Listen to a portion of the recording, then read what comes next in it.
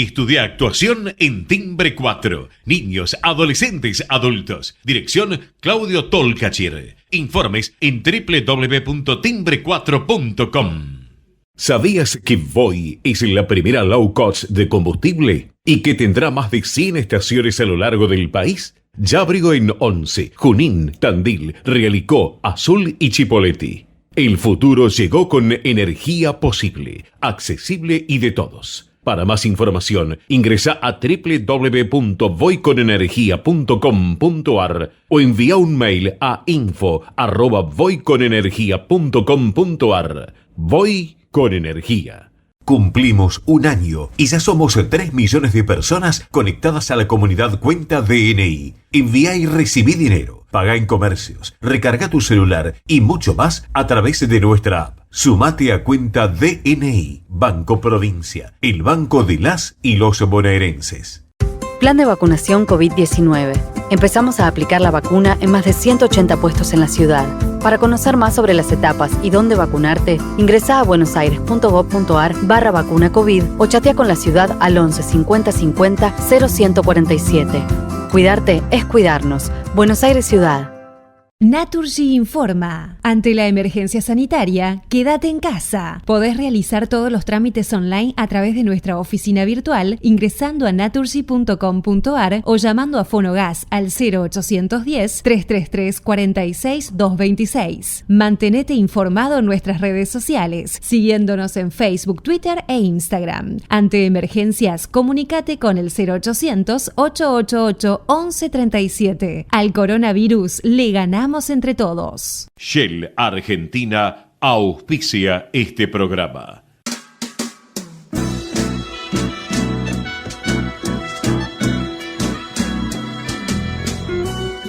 Entrevistas con los protagonistas de la política, la cultura, el espectáculo, la música y el deporte.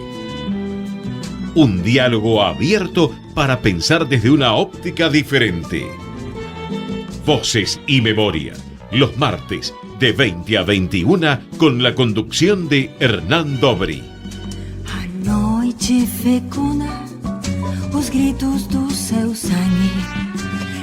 Buenas noches, bienvenidos a una nueva emisión de Voces y Memorias. Hoy nos acompaña un director de orquestas y coro, multiinstrumentista y humorista argentino.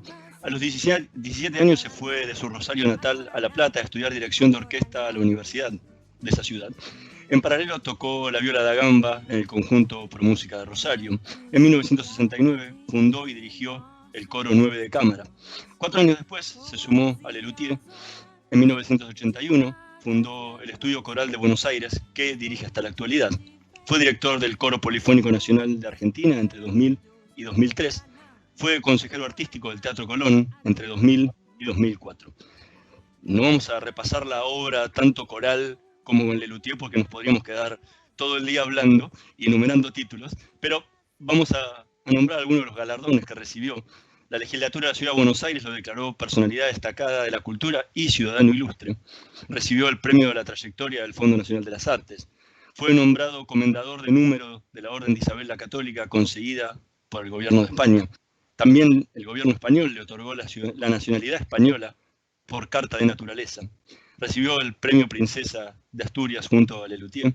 Fue nombrado doctor honoris causa por la Universidad de Buenos Aires y fue galardonado con el Conex de Platino y con 2 diplomas al mérito Conex.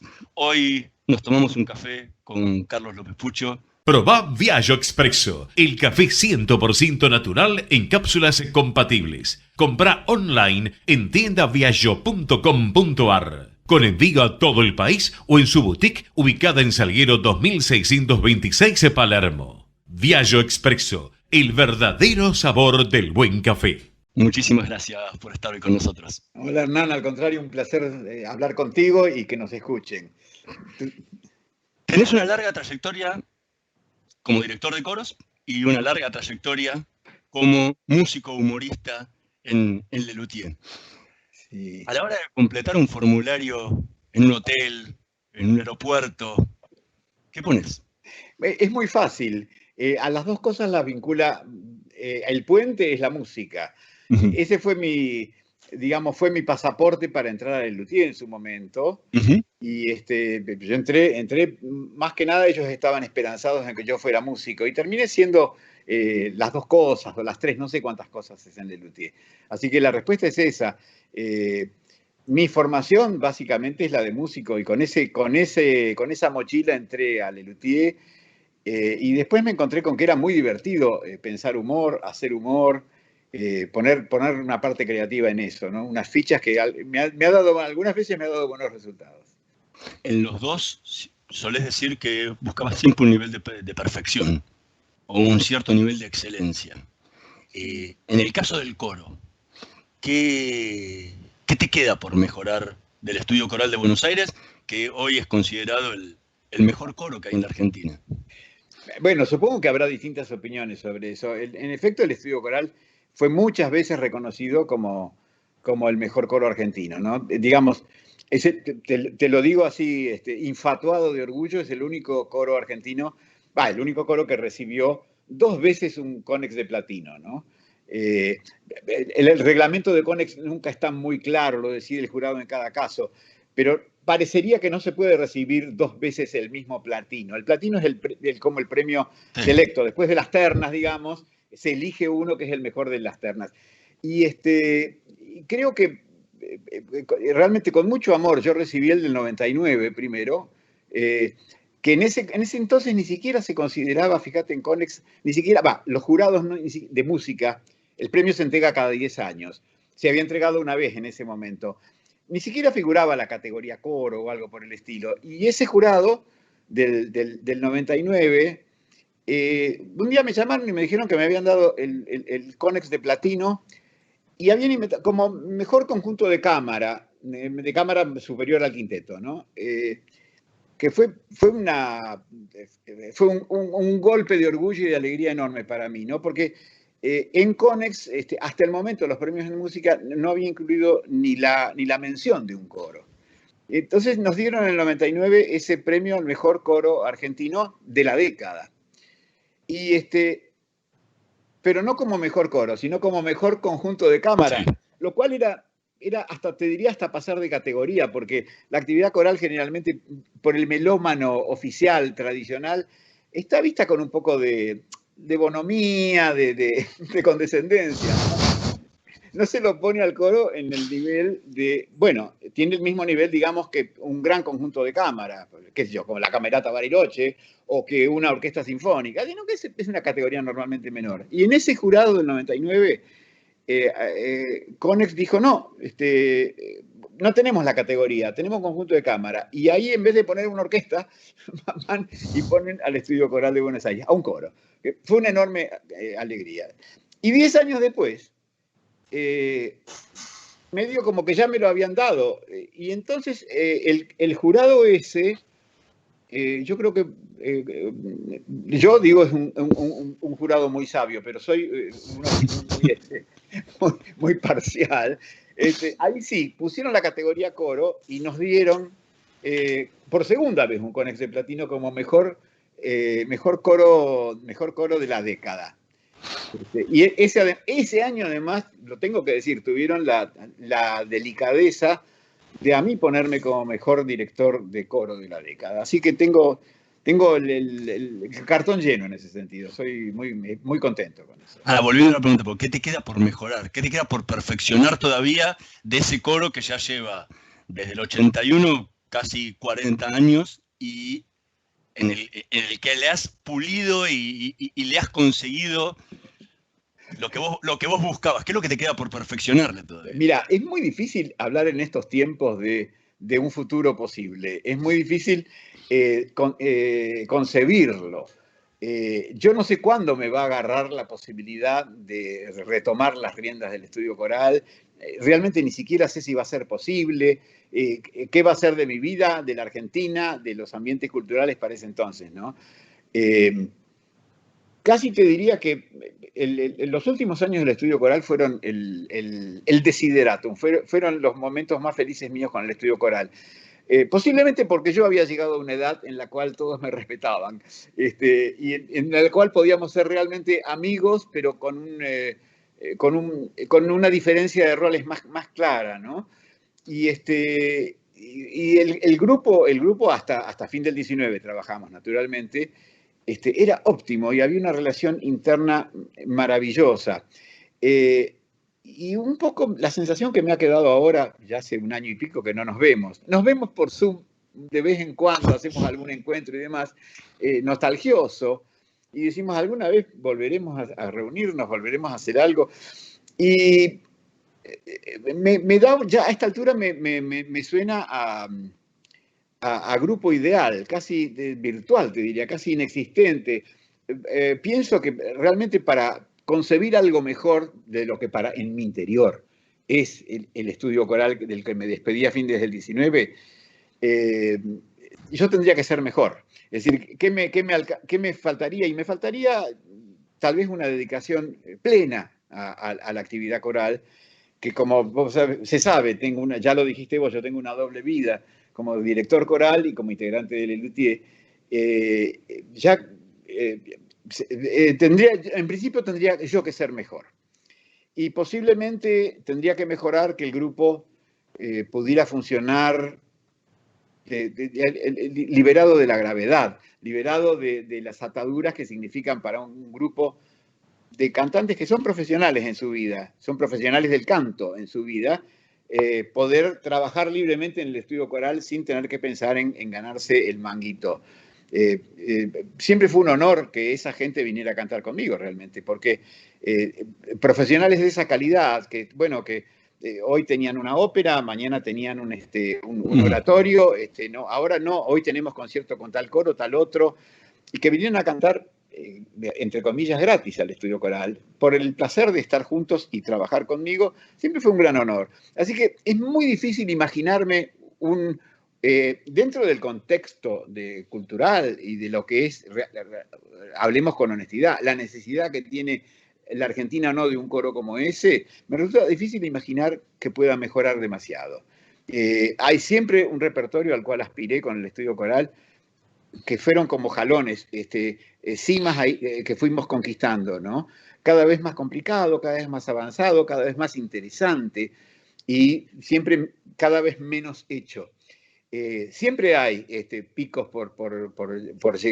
a los cuales llegar, pero para los cuales hace falta siempre cada vez más dedicación, cada vez más esfuerzo.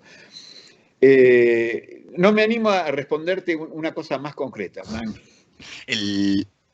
Sos el primer espectador del coro, porque al primero que le llega el coro es al director, que es el que está delante del coro, el público viene atrás. Bien cierto. ¿Qué sentís cuando sale esa masa vocal que tiene el estudio coral de Buenos Aires, cuando lo sentís? Bueno, lo escuchás de frente. Es difícil de describir eso que me preguntás. Es muy interesante pregunta porque me doy cuenta de que, por un lado, es cierto lo que decís. Soy el primero en recibirlo. Pero también al mismo tiempo, soy parte integrante de ese fenómeno. Es decir, un poco la música sale de ellos, pero también es lo que le pasa, supongo, a cualquier director que está en real estrecha y profunda relación con sus dirigidos, ¿no? Es un ida y vuelta, es una relación simbiótica, te diría. Pero siento mucho placer, siento la satisfacción de que eso es lo que debe sonar y creo que ahí trato de cerrar el circuito, porque si me pongo demasiado criticón, empiezo a entorpecer el milagro, ¿no? Así que la respuesta es, siento placer y alejándome un poquito siento orgullo, porque fíjate, bueno, yo dirijo coros hace más o menos 50 años, un poco más. Durante muchos años me daba cierto pánico entrar al escenario a dirigir ese coro que yo había preparado. El pánico a que las cosas se desbarrancaran. Un coro necesita un coro que hace obras complicadas, por supuesto. Necesita de mucha coordinación, de mucho entenderse, de mucho ajuste, de mucho diálogo con el director y demás. Y te puede sobrevenir un desastre. Y yo tenía mucho pánico de ese posible desastre en mis primeros, 20 años de director. Y a partir de un cierto momento, en el cual yo me empecé a sentir más tranquilo, pero además empecé a sentir que me entendía mejor y que nos entendíamos mejor, el pánico se me fue transformando en placer. Es decir, ahora cuando voy a empezar un concierto, estoy ansioso por salir a disfrutar de ese placer, de ir a mostrar ese trabajo conjunto que hemos hecho para que escuchen ustedes y señores del público, digamos. Entonces, la respuesta ahora es esa mezcla de admiración, de trabajo, y placer. Estamos conversando con Carlos López Pucho. Vamos a escuchar justamente al Estudio Coral de Buenos Aires interpretando Quisiera de Roberto Valera. Quisiera mi tierra linda, yo quisiera ser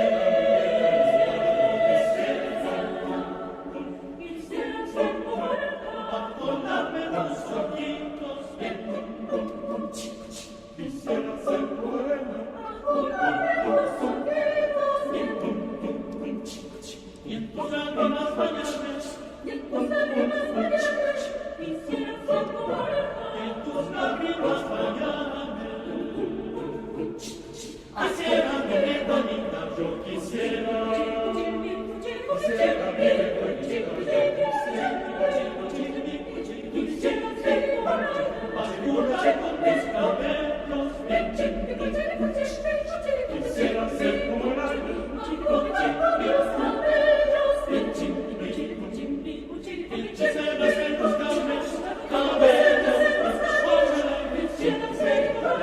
en tus arenas quisiera mi vida linda, yo quisiera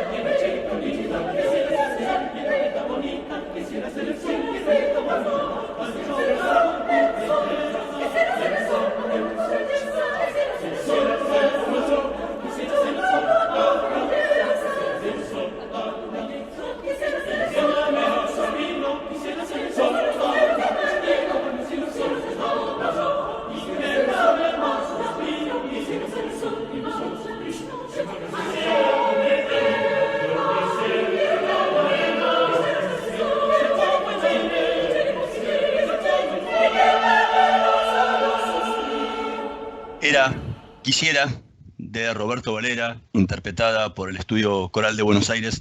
¿Por qué elegiste justamente este tema de tantos y tantos que han grabado con el Estudio Coral en todos estos años? Bueno, digamos que el Estudio Coral hace, uno de los objetivos básicos del Estudio Coral es hacer un repertorio, te diría, de vanguardia. Un repertorio de lenguajes no fácilmente entendibles, no fácilmente accesibles para el público medio. Y siempre estas obras en los conciertos yo he tratado de abordarlas con una explicación previa, tratando de contraer el rigor, la situación rigurosa del concierto y los protocolos y demás, y tratando de que la gente pueda abordar desde donde se pueda lenguajes misteriosos, lenguajes complicados, lenguajes muy... Entonces, una manera siempre para afrontar estas obras tremendas y estos lenguajes a veces tan distantes de la gente que cae a un concierto por casualidad, fue intercalarlo con cosas accesibles. No cosas sencillas, no cosas baratas, nada de eso, con obras dentro de la tradición, digamos, de la tradición clásica, pero que sean accesibles. Entonces, esta de Roberto Valera a mí me parece una obra maravillosa. ¿Sabes qué?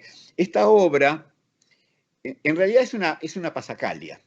Esto lo dice el compositor. Es decir, es una estructura, la pasacalia es una estructura barroca, donde había un tema que se iba repitiendo. Y las otras voces iban acompañando, pero cada vez de una manera más complicada, ¿no? En este caso, es una pasacalia porque realmente el tema pasa de voz en voz dentro del coro. Está escrito a 4 voces.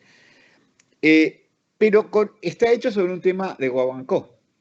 Entonces, el autor, Valera, que es un tipo de mi edad, quien yo no tuve la suerte de conocer en Cuba, dice que es una guaguancaglia la obra. Está hecha sobre una décima de guaguancó, divina, ¿no? Pero hecha con un arte polifónico altísimo, elevado. Que a veces, que incluso por ser una mezcla así de género tan ligada, tan pegadita, se hace difícil de cantar. Digamos, para un coro del tamaño del estudio coral, la arritmia es muy crítica. Entonces, me pareció una linda cosa, una obra que, volviendo al principio, que puede escuchar y disfrutar cualquiera sea el nivel de interés o de musicomanía que tenga el público que nos esté escuchando, ¿no? Hace unos minutos comentabas lo que sentías antes de salir hoy a escena con el coro. ¿Qué diferencia sentís entre cuando te toca salir a escena con el luthier y cuando estás ahí parado en el escenario a punto de dirigir el coro? Qué buena. Mira, creo que con el luthier como la responsabilidad es más repartida. Bueno, nunca tuve angustia escénica con el luthier, salvo en los estrenos, en las pruebas de cosas nuevas, ¿no? Que eso siempre es un salto al vacío, siempre es un tirarse a la pileta sin saber qué reacción vas a tener del público, porque realmente con el humor y con el humor que tratamos de hacer en el luthier, siempre hay una cuota de incertidumbre muy grande, porque uno trata de buscar caminos que no recorridos, de proponer, de hacer propuestas que dependés de que la gente las entienda para poder seguir cargando sobre ellas y demás. Entonces, salvo esos momentos, en el luthier es muy apacible todo, porque el luthier hace un espectáculo, un mismo espectáculo, me animaría a decirte 1000 veces, por decirte algo, una cosa así.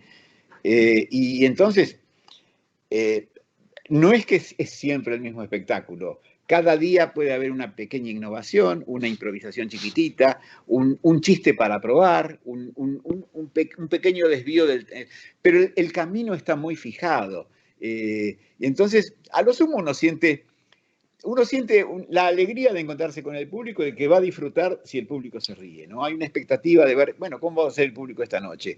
Pero no mucho más que eso. Por lo demás, es todo disfrute, ¿no? En el año 69 fundaste 9 de Cámara y a todos los que convocabas le vendías el cuento de que ibas a formar el mejor grupo vocal de cámara de Buenos Aires. ¿Cómo sabes eso? ¿Yo lo conté alguna vez? Alguna vez te lo escuché contar. Ya no me acordaba. Y hoy sos el director del Estudio Coral de Buenos Aires, que es el mejor coro vocal de la Argentina.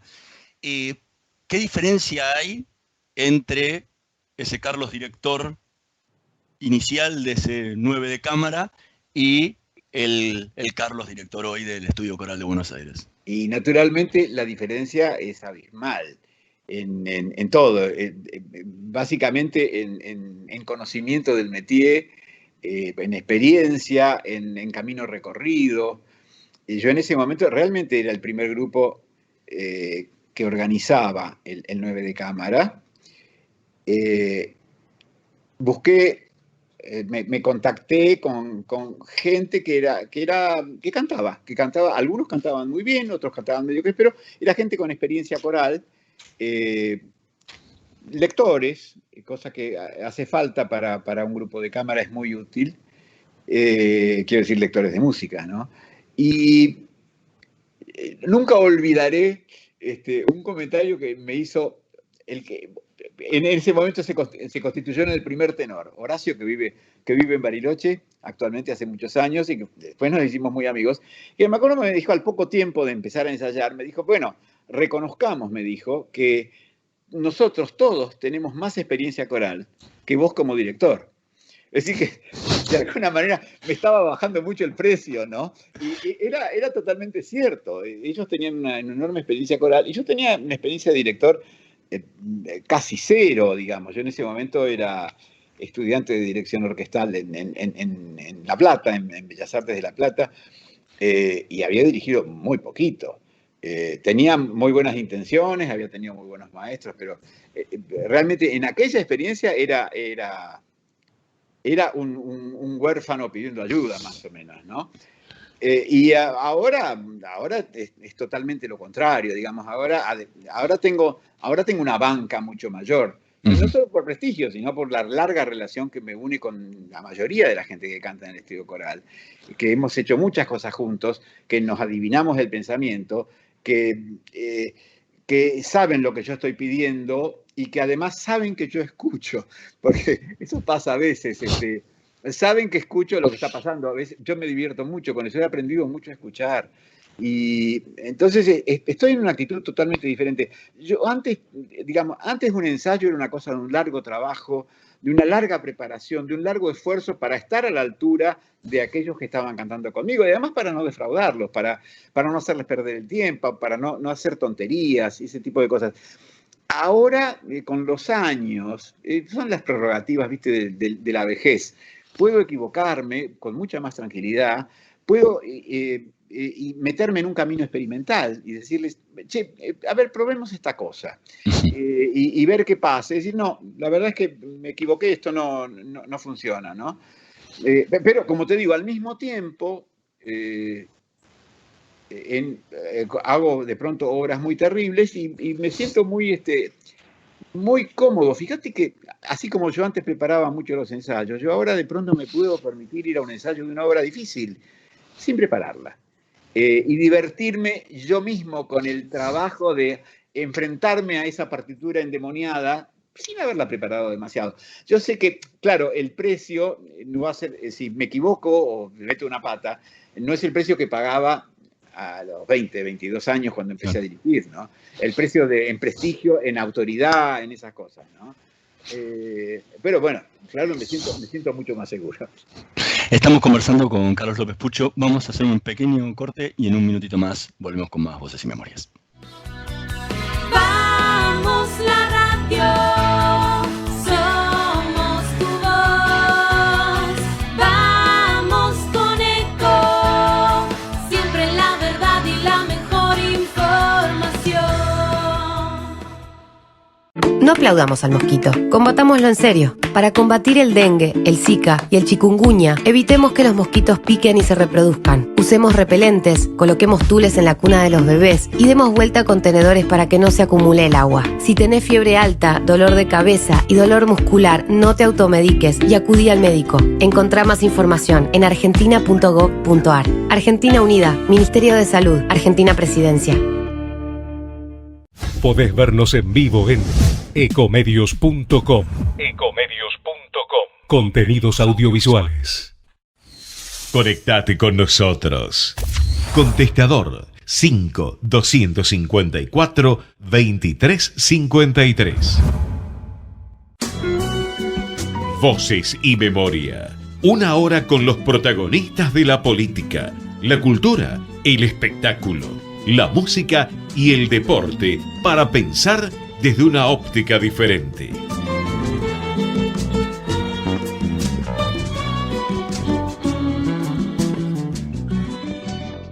Seguimos en Voces y Memorias conversando con Carlos López Pucho. Recién te preguntaba sobre la diferencia entre aquel 9 de cámara y, en tu experiencia, entre el 9 de cámara y el Estudio Coral de Buenos Aires.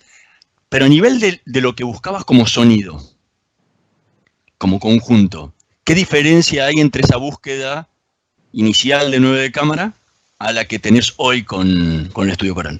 Bueno, en principio, el 9 de cámara originalmente, efectivamente, como su nombre lo indicaría, era 9.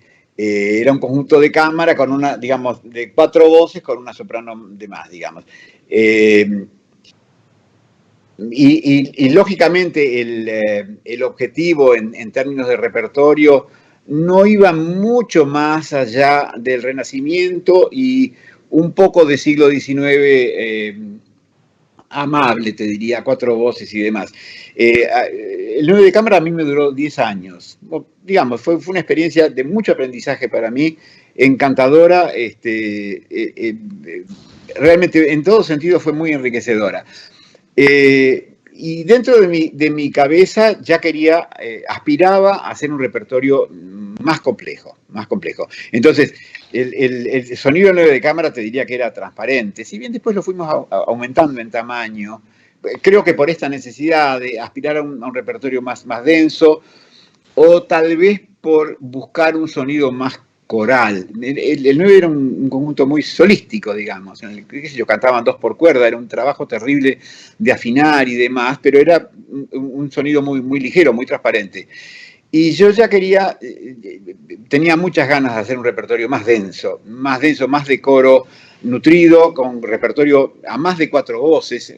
4 voces es lo que normalmente trabaja un coro mixto, en repertorio tradicional, digamos. Pero cuando te acercás al siglo XX, bueno, no exclusivamente en el siglo XX, hay ejemplos anteriores, pero cuando te acercás al siglo XX, al repertorio denso del siglo XX, ya tenés que pensar en una división a más voces, mínimamente 5, 6, y enseguida te encontrás con repertorio a 8 voces, y cuando ya te metés en Honduras, te encontrás, qué sé yo, con las obras de Ligeti para 16 voces, que hay un montón, para 20, o las obras de Richard Strauss, que son obras de una gran densidad, donde necesitas de pronto 24 voces. Entonces, un conjunto como el 9 de cámara, con su sonido transparente y su poco número de integrantes, no te permite acceder a ese repertorio. Así que la diferencia es abismal. Yo creo que el estudio coral sigue siendo un coro transparente, porque es un coro afinado, es un coro de voces grandes, pero que saben escucharse mutuamente y saben acomodarse de pronto a un sonido camarístico si hace falta. Pero también pueden desplegar el brutal sonido que todos tienen y lograr unos fortísimos, un rango dinámico que con el 9 de cámara ni los podía soñar, ¿no? Es otra agrupación. En una entrevista dijiste alguna vez que un director tiene que ser un creador, dependiendo de qué estilo y textos estemos hablando y qué contacto o sintonía puedas tener con el compositor. ¿Cuál es el estilo, López Pucho? Bueno, para hablar de estilo a ese nivel, yo creo que hay que ponerse un poco demasiado técnicos. Te diría algunos rasgos básicos, pero sin entrar en Honduras, porque ya entraríamos en un nivel de especialistas, ¿no? A ver, yo trabajo mucho, como efectivamente dijiste, con el texto. Yo creo... Cuando yo era chico, yo empecé a estudiar dirección, no dirección coral porque no había en ese entonces, realmente la especialidad no existía, por lo menos en Argentina, ¿no? El director coral o la dirección coral era una salida laboral práctica para los directores que querían ser directores de orquesta, ¿no? Y entonces la formación de esa gente, o lo que intentaban como formación, era esencialmente instrumental. Y entonces en lo coral los directores venían, digamos, era muy común el director, digamos, que tenía una formación de pianista, digamos, como para ser director orquestal en su momento es una condición casi, te diría, no imprescindible, pero muy necesaria. Y los pianistas tocan sin fijarse en el texto, porque las obras pianísticas no tienen texto. Pasa en general cuando un director coral proviene de lo instrumental, que desatiende esa relación maravillosa, mágica que hay entre el texto y la música, que por torpe que sea el compositor, nunca está desatendida. Entonces, desde mi trabajo, siempre fue muy importante, ya no te hablo de la comprensión del sentido del texto o del sentido poético, sino básicamente de lo que yo siempre llamé el poema objetivo, de cómo se diría ese poema. Porque por supuesto hay infinitas respuestas para eso, pero cómo ese poema se diría si lo tuvieras que recitar. Y lógicamente en la versión coral, llegado el momento, ese poema objetivo tiene que estar claro, tiene que estar dicho. Para lo cual hace falta mucha comprensión, como te digo, no solamente del sentido general del poema, que vas a ser románticos alemanes y siempre están hablando del Invalde y están hablando de las mismas cosas, digamos. Pero cuando lo tenés que decir y decirlo con sentido, la música que le pones y la música que le habría puesto un compositor romántico a mediados del siglo XIX, suena distinta y se articula distinta, y el fraseo, y ahí es donde entra la parte más técnica, digamos. El fraseo tiene que amoldarse al discurso, digamos, presuntamente hablado. Y ese es un trabajo que yo siempre hice con mis coros. No sé si te contesto tu pregunta. Si querés, sigo un poco adelante. No, era entender ese sello, ¿no? Porque muchas veces uno, cuando habla de los directores de orquesta, en general, que son las divas más famosas dentro de la música clásica, uno está el sello de Von Karajan, o el sello de Subin Mehta, o el sonido de cada uno de ellos, por decir un montón de los directores que hay, y me interesaba saber cuál era el tuyo. Este es un rasgo. Te voy a pasar un secreto más. Nuestro idioma o los idiomas tienen siempre, en la palabra tienen una sílaba tónica y las otras no lo son. Necesariamente hay una sílaba tónica. Es muy común o es muy frecuente que la sílaba tónica en el poema no coincide con el momento acentuado en la música. Y esto es como una especie de guía muy importante, y es una decisión muy importante que un director de coro, por decir algo, debe tomar. Es decir, resalto el sentido de la palabra y su acentuación, realmente su acentuación ortográfica, digamos, su acentuación poética real, o me quedo con la estructura musical. Y ese es un enfrentamiento que el director coral debería tener permanentemente. Por eso te digo, tal vez sea una característica del sonido del estudio coral, que en general trata de rescatar, digamos, de salir del conflicto, de salir de la mejor manera de ese conflicto. Hay que tenerlo claro.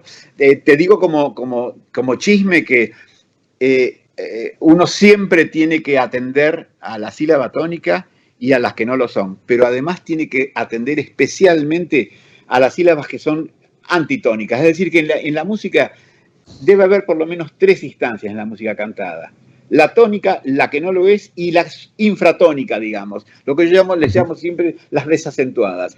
Y ese es un rasgo, yo creo, muy característico de la música que he hecho siempre, y con el estudio coral, si te pones a mirarlo un poquito, vas a ver que hay finales que, para decirlo claramente, para que la gente lo entienda, son de los chalchaleros, que hacían eso, que le quitaban peso a la última sílaba, sí, en las palabras graves.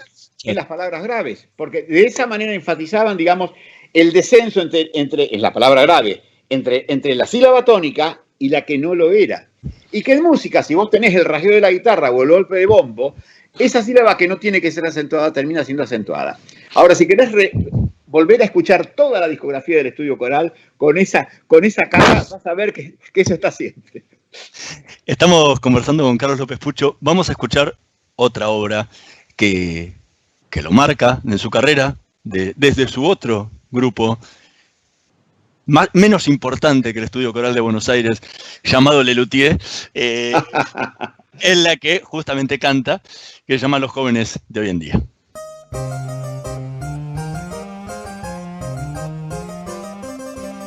Los jóvenes de hoy en día ya no tienen ideología, solo piensan en las drogas, en el sexo y en orgías.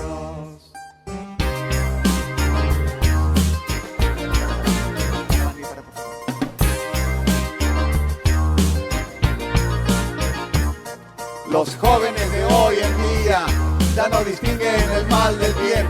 Ya no hay ley, ya no hay derecho y solo sexo es lo que ven.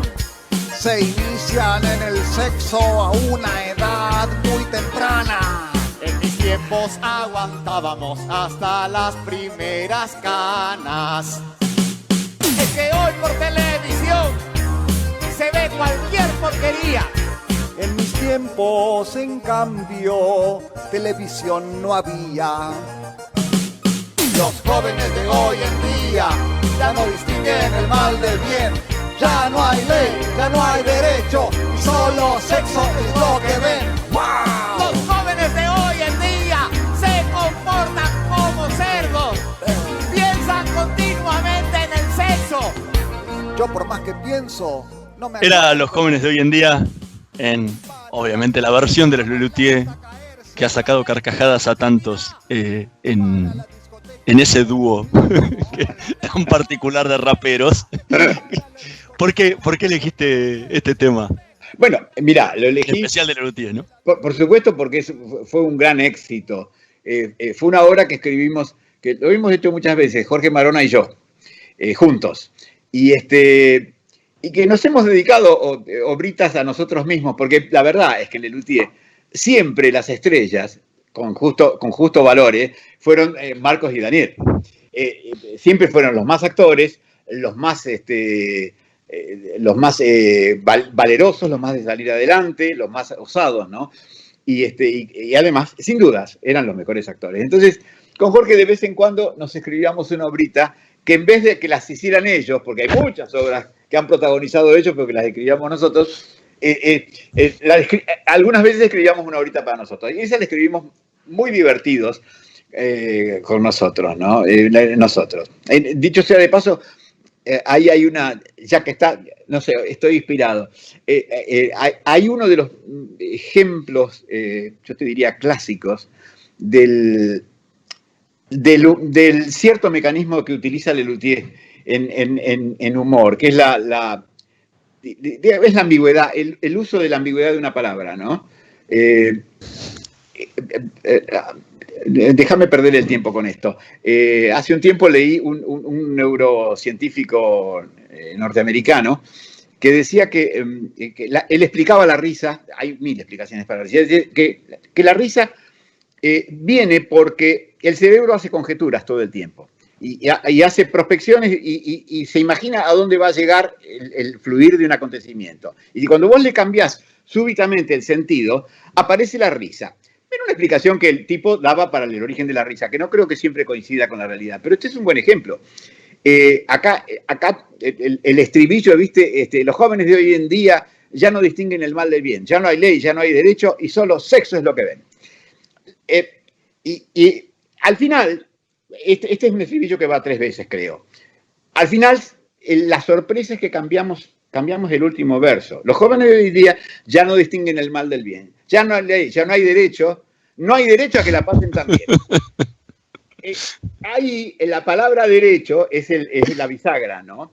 Que está usada alevosamente, con insidia, está usada junto a la palabra ley, para que no tenga sino ese sentido. Claro. Y la gente que escucha la canción por primera vez, que ya quedan pocos, por supuesto, asocia la palabra derecho a ley, a su sentido más usual. Pero al final, cuando cambiamos el verso y decimos no hay derecho a que la pasen tan bien, pasan 2 cosas. Por un lado, la palabra derecho adquiere otro valor. Entra dentro de esa locución cristalizada, que es no hay derecho. Que en realidad, como todos sabemos, es una protesta. Es decir, los viejos que están protestando, los viejos que están despotricando contra los jóvenes, contra el supuesto libertinaje, contra los abusos, y qué sé yo, de pronto, en ese cambio, denotan que en general lo que tienen es envidia. Claro. No, y te lo digo porque creo que es un buen modelo del humor que cultiva Lelutier, ¿no? De este modelo de humor que cultiva Lelutier, que siempre nos encanta tanto, porque con un cambio de palabra, de pronto toda la canción se resignifica. Aparte de que haya sido divertido lo que pasó. Al final, con esa palabra, todo vuelve para atrás y cambia de sentido. Has compuesto bastante para Lelutier, has compuesto y escrito textos bastante para Lelutier. ¿Por qué nunca una obra de Carlos López Pucho para el Estudio Coral? Pues sabés que no tengo mucha respuesta para eso. Yo nunca me sentí compositor. Es más, cuando estudiaba, era joven, empecé mis estudios serios de música. Bueno, yo estudiaba violincito desde chiquito, ¿no? Pero cuando me decidí a ser músico, nunca tuve pretensión de compositor. Me acuerdo que le dediqué una canción con el violín a mi mamá, qué sé yo, a los 10 años, ¿no? Y creo que fue lo último que compuse con el corazón, te diría, con la cosa de compositor. Mamá, mira cómo te dedico a esta canción. Y después, bueno, lógicamente, yo hice un estudio muy académico de música. Estuve en una licenciatura, qué sé yo, superior. y estudié con maestros aparte, y estudié composición, tuve que estudiar mucha armonía y qué sé yo, y me fui valiendo de recursos. Yo hasta ese momento creía que yo no componía porque no tenía los recursos. Y un día me di cuenta que tenía los recursos, pero que no era un compositor. Así que la primera vez que, cuando entré al Lelutier, que compuse Volvió a entrar per la finestra, yo siempre lo cuento eso, como, sí, me di cuenta que yo tenía la aptitud de hacer esa cosa, y que tenía los recursos, los había ido adquiriendo, pero simplemente por una cuestión de formación, ¿no? Entonces, nunca quise ser compositor. He compuesto un montón de cosas para el Lelutier, pero es una composición utilitaria, digamos, farsesca, paródica, qué sé yo. Que siempre me gusta porque eso de recorrer un estilo y tratar de bucearlo y pensar como pensaba Mozart es una cosa, lo digo sin demasiada pompa ni presuntuosidad. Intentar pensar como pensaba Mozart es una cosa que es muy linda. Es esa historia de meterse a parodiar, y en el parodiar entender cómo se genera ese lenguaje, ¿no? Siempre me encantó, me gustó muchísimo, pero componer en serio no, así que al estudio coral lo preservé de alguna producción mía que pudiera ser espantosa, ¿no? Antes hablábamos del reconocimiento que tenés hoy en día como director de coros. ¿Te costó tener ese reconocimiento dentro del mundo de la música? Más que nada, teniendo la imagen de ser un Lelutier. No, nunca me costó porque para mí, digamos, yo siempre dirigí por placer. Y tuve la suerte de que como tenía Lelutier, que me respaldaba económicamente y de lo cual vivía durante toda mi vida a partir de que entré en Lelutier, podía tener un grupo coral en donde hiciera lo que realmente a mí me gustaba hacer. Entonces, el reconocimiento creo que realmente nunca me importó en ese sentido. Fue hacer una carrera de autosuperación, digamos. Yo me iba sintiendo cada vez más en posesión de recursos técnicos, de posibilidades de recorrer repertorio. No me costó, pero a veces me chocaba que pasaba, que digamos en un concierto, en algún lugar, no un concierto especialmente de público para el estudio coral, me llevaban un concierto con el coro y después venían a pedirme autógrafos como integrante de Lelutier. Esto me pasó mucho, es una descripción muy cortita, pero era muy raro que en mi vida, y no me defraudaba eso, pero pero escúchenme, yo estoy en este rol y estoy haciendo esto. Entonces, había un cierto choque, pero un sufrimiento, si querés, pero es eso solamente, y no era gravísimo, nunca fue grave. Para este show que prepararon, lamentablemente con Lelutier, lamentablemente la pandemia no se los dejó estrenar, que es Mastropiezo de Mastropiero. Hay una particularidad que pensaban estrenar un montón de obras nuevas que habían sido compuestas especialmente para este show. En alguna entrevista te escuché decir que el esquema tradicional de Lelutier era que tanto Mundstock, Marona y vos escribían los textos de humor, Carlos Núñez y Marona escribían la parte musical que venía después, y después iban metiendo mano todo. Sí. ¿Cómo fue el cambio de tener que encarar estas nuevas obras cuando ya obviamente Marcos y Daniel no están y Carlos Núñez se retiró del grupo? ¿Cómo fue el cambio de trabajo de esa composición del nuevo repertorio contra lo que venían acostumbrados después de tantas décadas? Sí, efectivamente hubo un cambio importante. No sé si fue tanto el cambio en el sentido práctico como en el sentido afectivo. Durante todas esas décadas, efectivamente, como vos decís, Jorge y yo escribíamos, durante mucho tiempo escribimos juntos, después escribió cada uno por su cuenta, ¿no? Y la otra usina era Marcos, y íbamos intercambiando, íbamos juntando ese material que al final constituiría un espectáculo, ¿no? Y ahora, bueno, ya a partir de principios del 19, ya no contamos con Marcos, ¿no? Y entonces veníamos con un mal tren, porque en realidad, te debo contar, Marcos ya no tenía ganas de escribir para Lelutier. Estaba cansado, decía que ya estaba hecho. De hecho, veníamos por la tercera antología. Es decir, el último espectáculo realmente que compusimos con ganas y todos juntos, con esa descripción que hiciste vos, fue Luterapia, que es del 2008. Y a partir de ahí, en realidad tanto Marcos como Daniel decían que, digamos, a Daniel lo ponía muy nervioso, con justa razón, probar obras nuevas. Sabes que nosotros hacemos las pruebas, cada cachito, cada cosa se mete en el show que está corriendo y se lo disimula, digamos, para ver la reacción realmente espontánea del público.